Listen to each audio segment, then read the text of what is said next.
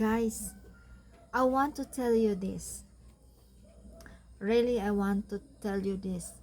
I have a problem today. You know, my problem is I am looking beautiful now today. Praise the Lord. I look beautiful. Did I? Wait lang. um Actually, this my original camera, no? I don't know, when I open it, I did not put the filter or anything. I still have brown there. Oh, just in my face. Oh, it looks like, oh, it looks like there is filter, but I don't press the filter. Okay, where there are the original. Joke, maybe I'm become beautiful today. Today only, joke. Sorry guys. um I make a video to share with you the word of God that I learned today.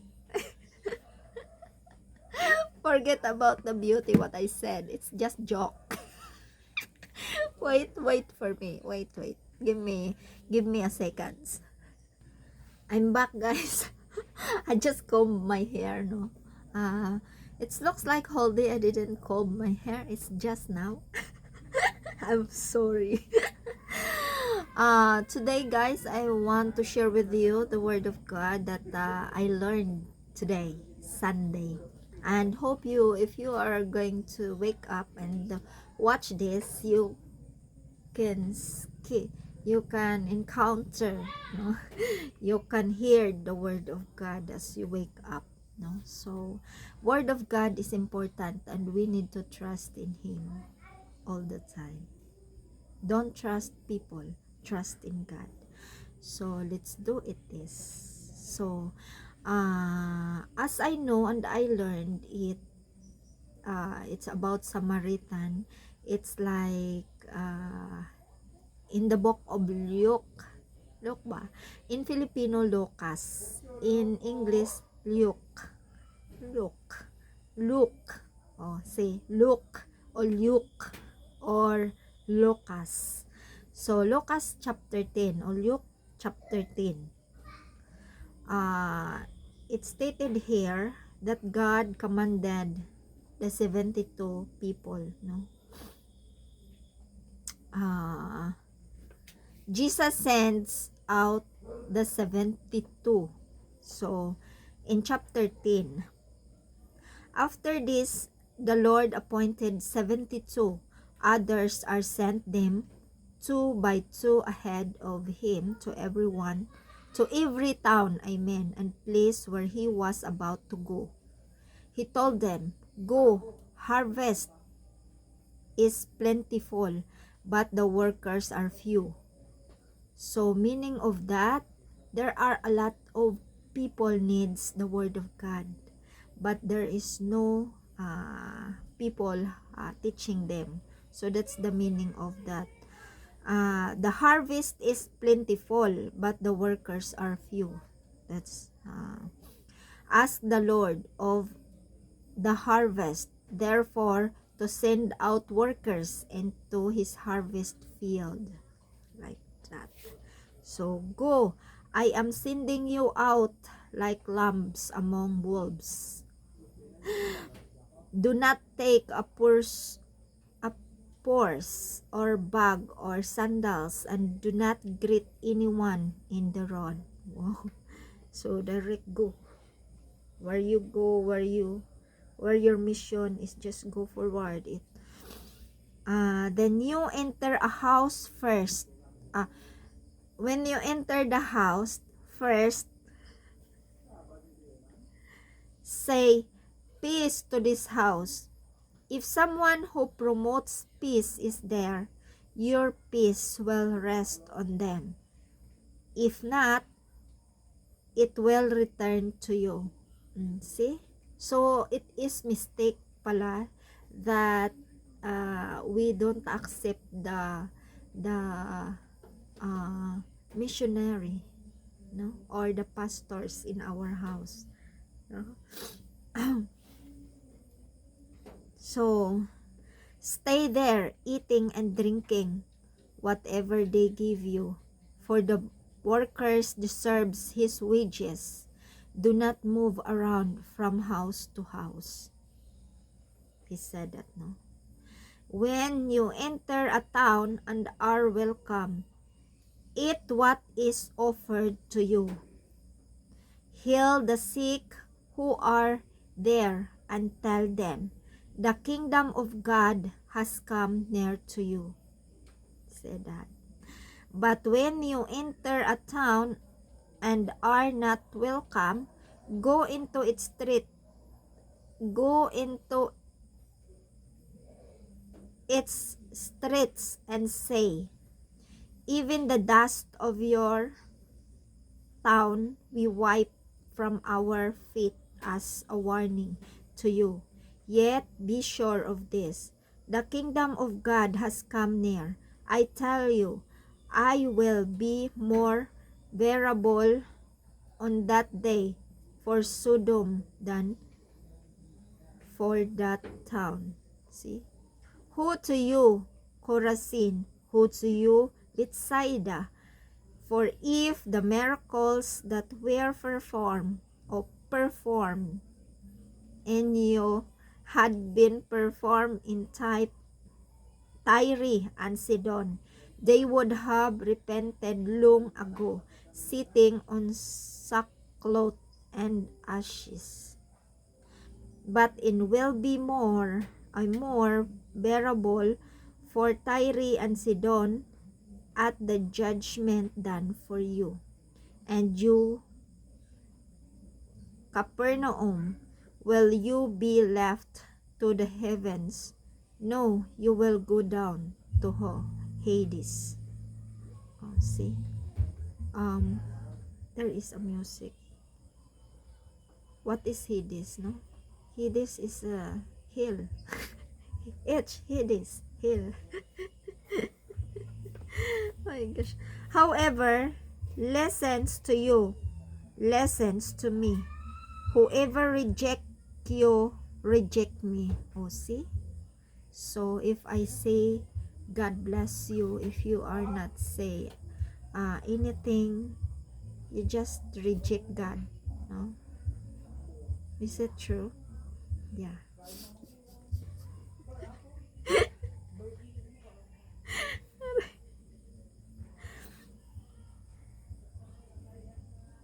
See? Whoever listen to you, listen to me. Whoever reject you, rejects me. But whoever rejects me, rejects him who sent me. So if you are reject the word of God, you reject Jesus, and you reject God the Father who sent Jesus here. And no,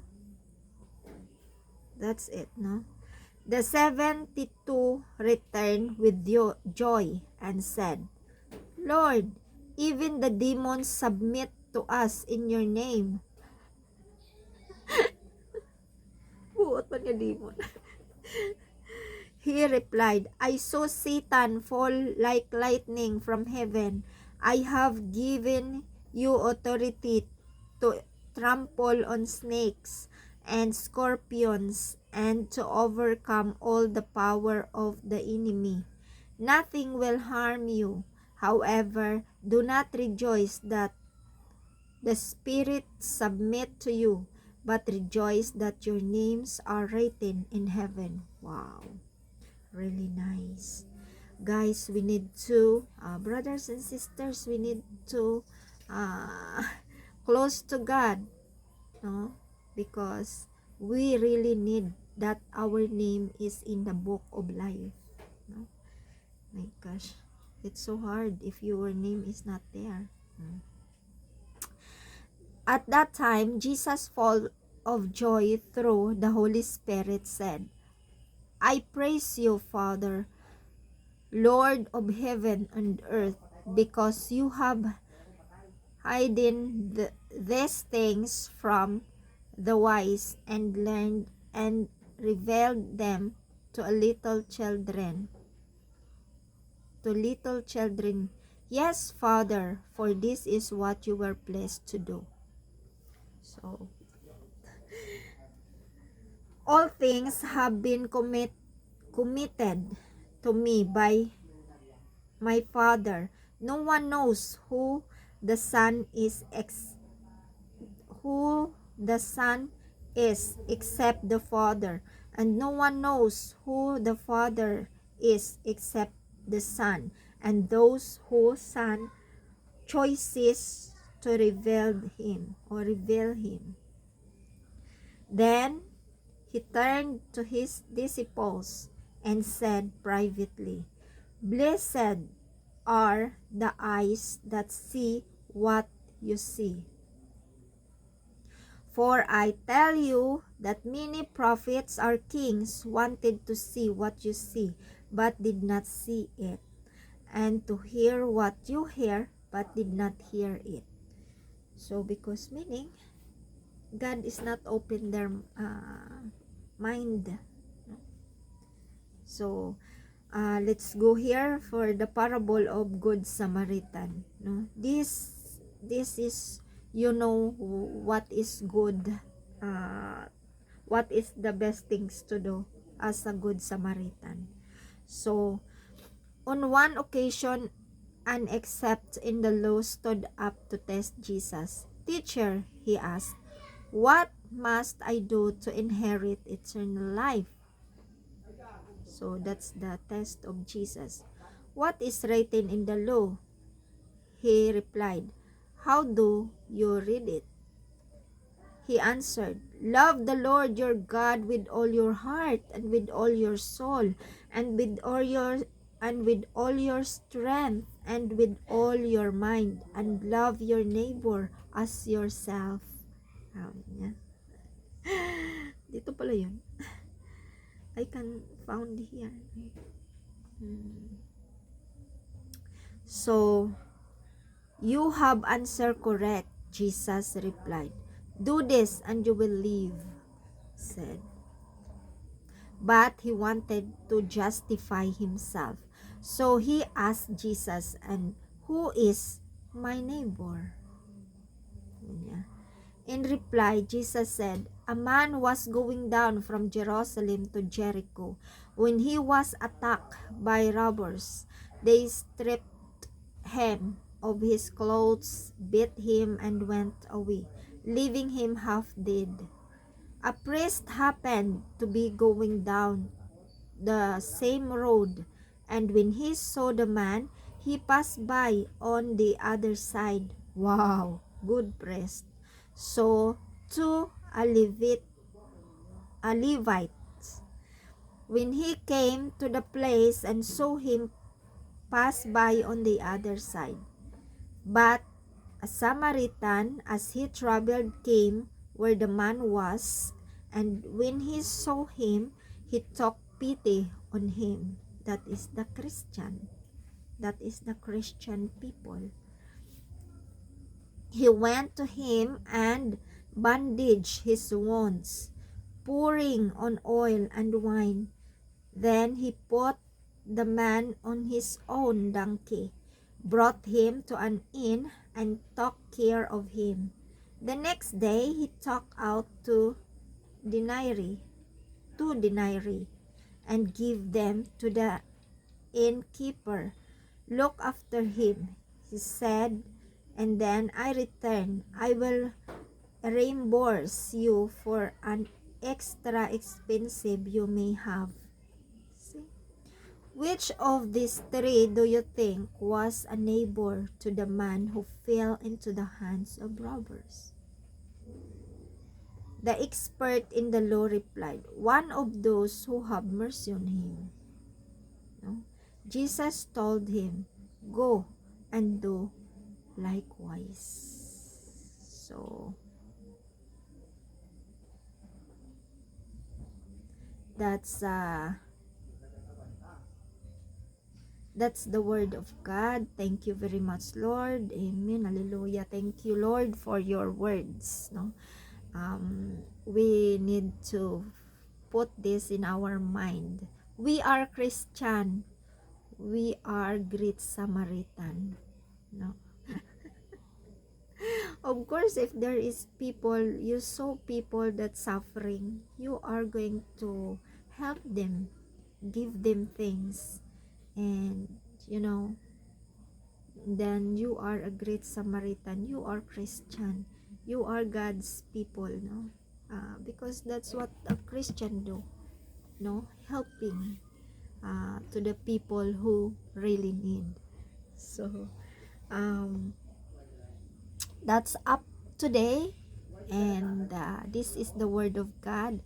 I was remember the other verse, no?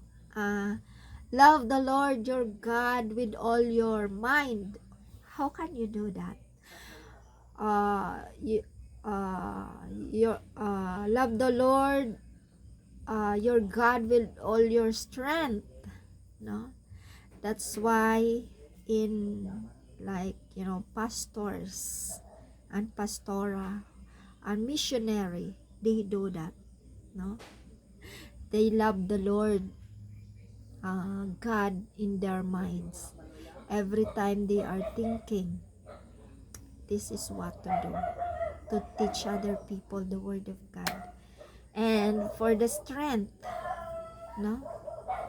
Even they are really tired, they don't sleep, still they are teaching, no?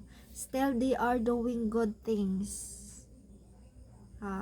Still they are Bible study, even they really tired. That's the commandments there. And love the Lord your God with all your heart. Every time you are thinking God words, this is I do because I love God. I want to offer money because I love God. I am doing this to my tithes because I love God. I am I am going to read always a Bible because I love God. I want to know about Him more. So that's what the example of love the Lord your God with all your heart. See, it's good, right? And it's not difficult. And your relationship to God is close, no? And you cannot say bad words to other people, because the Holy Spirit is working in your life if you are always talking about God, no? So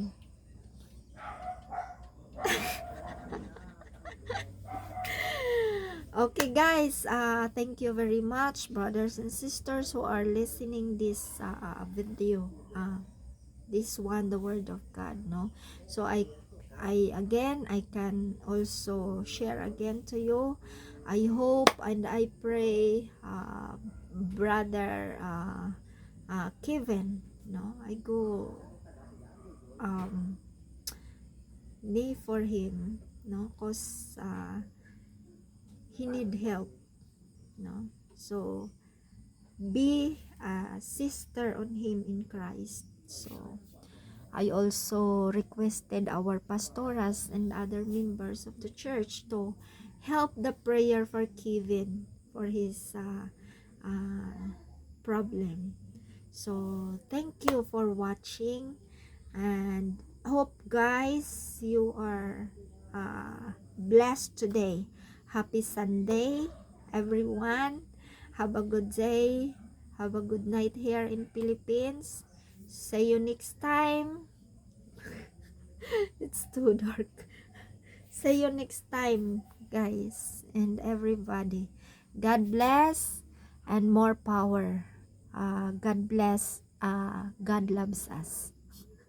We need Jesus in life. Okay. Thank you very much. Thank you. Amen. Hallelujah. Thank you, Lord. In Jesus' name. Amen.